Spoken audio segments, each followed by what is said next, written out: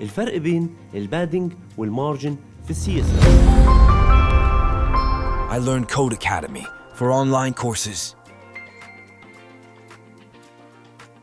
أول حاجة البادنج.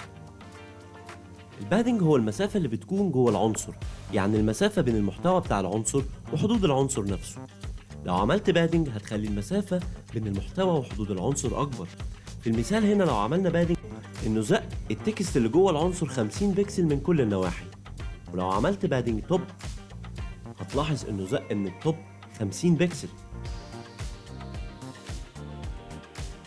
تاني حاجة المارجن، هو المسافة بين العنصر والعناصر التانية اللي حواليه. يعني لو حطينا المارجن هتخلي العنصر يبعد عن العناصر التانية اللي جنبه.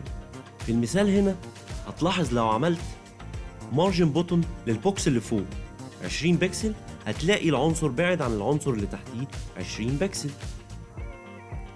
الملخص، لو عايز تزود المسافة جوه العنصر بين النص أو الصورة والحدود تستخدم البادنج.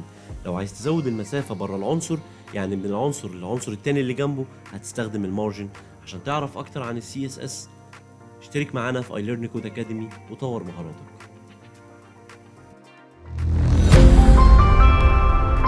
I learned Code Academy for online courses.